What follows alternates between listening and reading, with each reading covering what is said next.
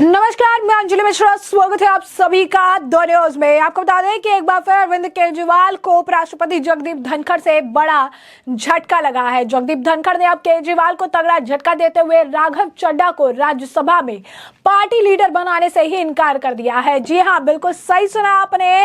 राघव चड्ढा को जो है राज्यसभा में पार्टी का लीडर बनाने से उनके द्वारा इनकार कर दिया गया है। तो ये बड़े झटके के तौर पर देखा जा रहा है। राज्यसभा के सभापति जगदीप धनखड़ अरविंद केजरीवाल और उनकी पार्टी आम आदमी पार्टी को तगड़ा झटका दिया है। जगदीप धनखड़ ने राघव चड्ढा को राज्यसभा में आपके अंतरिम पार्टी नेता के रूप में नियुक्त करने के अरविंद केजरीवाल के अनुरोध को अस्वीकार कर दिया है। इसका मतलब यह हुआ कि संजय सिंह राज्यसभा में आम आदमी पार्टी के नेता बने रहेंगे। जानकारी के मुताबिक धनखड़ ने केजरीवाल को लिखे एक पत्र में कहा कि यह पहलू संसद में मान्यता प्राप्त दलों तथा समूहों के नेता और मुख्य सचेतक अधिनियम 1998 और उसके तहत बने नियमों के अधीन है। अनुरोध कानूनी प्रक्रिया के अनुरूप नहीं है, इसीलिए स्वीकार नहीं किया जा सकता। हालांकि आम आदमी पार्टी के सूत्रों की तरफ से कहा गया कि अनुरोध को स्वीकार्य नहीं किया गया है। उन्होंने कुछ स्पष्टीकरण मांगे हैं जिनका समाधान किया जाएगा। सभापति का क्या कहना है? असल में हुआ यह था कि केजरीवाल इस महीने की शुरुआत में धनखड़ से चड्ढा को उच्च सदन में आपका अंतरिम नेता नियुक्त करने को कहा था, क्योंकि सदन में पार्टी के नेता संजय सिंह न्यायिक हिरासत में हैं। धनखड़ द्वारा नियमों का हवाला देते हुए केजरीवाल के इस अनुरोध को अस्वीकार किए जाने के बाद संजय सिंह उच्च सदन में पार्टी के नेता बने रहेंगे। हालांकि आपके राज्यसभा सदस्य संजय सिंह दिल्ली शराब नीति मामले में फिलहाल जेल में हैं। इस तरह राघव चड्ढा को बड़ी जिम्मेदारी देने के केजरीवाल के सपने को जगदीप धनखड़ ने चकनाचूर कर दिया है। केजरीवाल ने उन्हें पत्र भेजा था। इससे पहले राज्यसभा सचिवालय को चड्ढा को सदन का नेता नियुक्त करने के संबंध में आपकी ओर से एक पत्र प्राप्त हुआ था। ऐसे में कार्यान्वयन के लिए पत्र राज्यसभा महासचिव के पास था। चड्ढा राज्यसभा के सबसे युवा सदस्यों में से एक है। वर्तमान में उस सदन में आपके कुल 10 सदस्य हैं। राज्यसभा में भारतीय जनता पार्टी यानी भाजपा, कांग्रेस, तृणमूल कांग्रेस के बाद सदस्यों की संख्या के हिसाब से आप चौथी सबसे बड़ी जो पार्टी के रूप में देखने के लिए मिल रही थी। ऐसे में यह संयोग की ही बात है कि अभी हाल ही में राघव चड्ढा की संसद की सदस्यता को समाप्त कर दिया गया था। काफी बवाल हुआ, काफी हंगामा हुआ और उसके बाद आखिरकार उनका निलंबन समाप्त कर दिया गया। बता दें कि आम आदमी पार्टी में राघव चड्ढा का रुतबा काफी ज्यादा तगड़ा है। समय समय पर वे पार्टी के बड़े निर्णयों में शामिल रहे हैं। यहाँ तक कि पंजाब में उन्हें सुपर सीएम के तौर पर भी देखा जाता है। वे भगवत मान के बराबर की हैसियत रखने के लिए जाने जाते हैं। यहाँ तक कि कई बार एक्सपर्ट्स ये भी कहते नजर आए हैं कि राघव चड्ढा ही आम आदमी पार्टी के भविष्य हैं। इसी कड़ी में अरविंद केजरीवाल ने एक और बड़ी जिम्मेदारी उनके जिम्मे सौंपने की कोशिश की थी, लेकिन अब उनका सपना टूट गया है। हालांकि आम आदमी पार्टी के सूत्रों की तरफ से कहा गया कि अनुरोध को अस्वीकार्य नहीं किया गया है। उन्होंने कुछ स्पष्टीकरण मांगे हैं जिनका जवाब दिया जाएगा। तो दिसंबर में अपील की गई थी और अब इसे आप कह सकते हैं खारिज कर दिया गया है। तो केजरीवाल इस महीने की शुरुआत में धनखड़ को चड्ढा को उच्च सदन में आपका अंतरिम नेता नियुक्त करने को कहा था, क्योंकि सदन में पार्टी के नेता संजय सिंह न्यायिक हिरासत में है।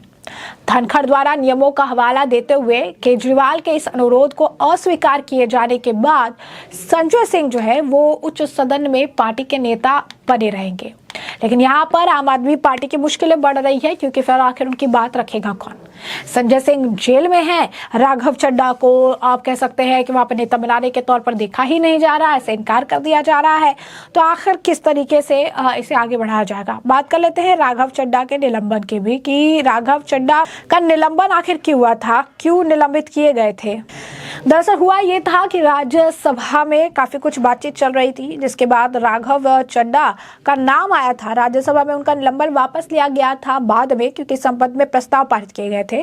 दरअसल राघव चड्ढा ने अगस्त में 5 राज्यसभा के जो सांसद थे उनका नाम चयन समिति में शामिल करने से पहले उनकी सहमति नहीं लेने के आरोप लगे थे। यानी चयन समिति में उनका नाम उन्होंने शामिल जो किया है, इसके लिए उन्होंने उनसे सहमति नहीं ली, उनसे जो उनका परमिशन नहीं मांगा, जिसके बाद इस आरोप पे उन्हें निलंबित कर दिया गया था। अपने निलंबन के खिलाफ चड्ढा सुप्रीम कोर्ट तक गए थे। अब ऐसे में आपको बता दें कि खुद गृह मंत्री अमित शाह ने भी जब सदन में अपनी बात रखी थी, अपनी बातें कही थी, उस दौरान भी उन्होंने कहा था कि ये बहुत ही एक बड़ा मामला है, बहुत ही विचार करने वाला मामला है, बहुत ध्यान देने वाला मामला है कि बिना किसी की अनुमति लिए उनके नाम को शामिल किया जा रहा है, उनके बकायदा सिग्नेचर वहां मौजूद है, तो आखिर ये कैसे हो सकता है। इस चीज का बीच बचाव जो है राघव चड्ढा उनकी पार्टी द्वारा बहुत ज्यादा किया गया था, लेकिन इसके बावजूद राघव चड्ढा को निलंबित कर दिया गया। आपको बता दें कि शीतकालीन सत्र की शुरुआत हुई थी और उसके बाद राज्यसभा से चड्ढा के निलंबन को वापस लेने का प्रस्ताव उस दौरान पारित हुआ था। राज्यसभा की विशेष अधिकार समिति की बैठक हुई थी, जिसके बाद राज्यसभा के अध्यक्ष ने चड्ढा की सदस्यता को बहाल करने का फैसला लिया था। आपने सांसद राघव चड्ढा उस दिन कहा था कि 11 अगस्त को मुझे राज्यसभा से निलंबित कर दिया गया था और मैं अपने निलंबन को रद्द कराने के लिए सुप्रीम कोर्ट गया। सुप्रीम कोर्ट ने इस पर संज्ञान लिया। 115 दिनों के बाद उनका निलंबन जो रद्द किया गया था। उन्होंने कहा कि मुझे बहुत खुशी है कि निलंबन था मेरा, उसे खत्म कर दिया गया और सभापति जगदीप धनखड़ को मैं धन्यवाद देना चाहता हूं। ये बात उनके द्वारा कही गई थी। लेकिन अब धनखड़ के पास एक और चिट्ठी गई कि इन्हें ही आपकी तरफ से भी जो है नेता नियुक्त किया जाए, क्योंकि संजय सिंह नहीं है, वो जेल में है। उनके ऊपर भी जो है शराब घोटाले मामले से जुड़े मामले पे कार्रवाइयां चल रही है और अब जेल से इतनी जल्दी संजय सिंह भी वापस नहीं आने वाले हैं। ये बात भी अरविंद केजरीवाल को बहुत अच्छे तरीके से पता चल गई है, क्योंकि मनीष सिसोदिया भी शराब घोटाले मामले में गए।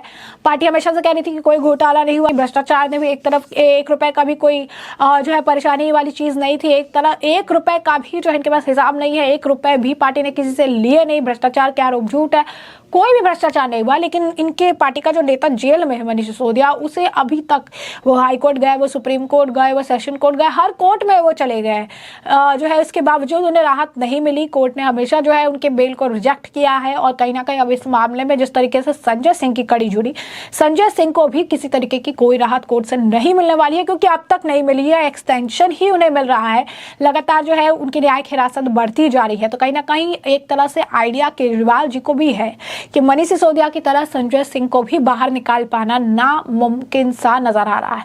और यही कारण है कि राघव चड्ढा पर ज्यादा से ज्यादा जो जिम्मेदारियां हैं उसका भार वो डालना चाहते हैं, लेकिन ऐसा भी नहीं हो पा रहा है। उनकी सदस्यता जो है बहाल कर दी गई है, लेकिन राज्यसभा में उनको जो है आम आदमी पार्टी के नेता जो है अंतरिम नेता के तौर पर नियुक्त कर देगा, जो उनका आपका ये सपना है वो चकनाचूर हो गया है उपराष्ट्रपति जगदीप धनखड़ द्वारा। तो ऐसे में आप देख सकते हैं back to back Arvind Kejriwal को झटके लग रही हैं। कहीं ना कहीं ये बहुत अगर आप देखेंगे कि उनके लिए निराशा भरा है। उनके कई सारी जो अगर आप देखेंगे कि करीबी नेता है, चाहे वो सत्येंद्र जैन थे, मनीष सिसोदिया थे, अब राघव चड्ढा है, संजय सिंह है, वो कहीं ना कहीं किसी न किसी मामले की वजह से फंसते हुए नजर आ रहे हैं। कई और जो आम आदमी पार्टी से जुड़े हैं वो भी जेल की सलाखों के पीछे हैं। और अब राज्यसभा में आम आदमी पार्टी के नेता जो है राघव चड्ढा बन ही नहीं पाएंगे, क्योंकि जो आप कह सकते हैं अपील की गई थी अरविंद केजरीवाल द्वारा उपराष्ट्रपति जगदीप धनखड़ से, उस अपील को ही जो है सिस्टमैटिक नहीं होने पर, आप कहिए कि फॉर्मेट के हिसाब से नहीं होने पर उन्हें अस्वीकार्य जो है केजरीवाल के अनुरोध को अस्वीकार्य कर दिया गया है जगदीप धनखड़ द्वारा। अब ये देखना दिलचस्प होगा कि अगला कदम आम आदमी पार्टी द्वारा क्या कुछ रखा जाता है, क्या कुछ उसके लिए वो अगला स्टेप लेते हैं, क्या कुछ कदम उठाते हैं और उनके द्वारा क्या कुछ प्रतिक्रिया देखने के लिए मिलती है, जिससे कि हम आपको अपडेट रखेंगे। फिलहाल के लिए हमने आपको जो पूरा मामला है ये बड़े विस्तार से बताया है कि ये पूरा मामला क्या है। और अब इस पूरे मामले पर आपकी भी जो राय हो हमें कमेंट सेक्शन में कमेंट करके जरूर साझा करिएगा। धन्यवाद।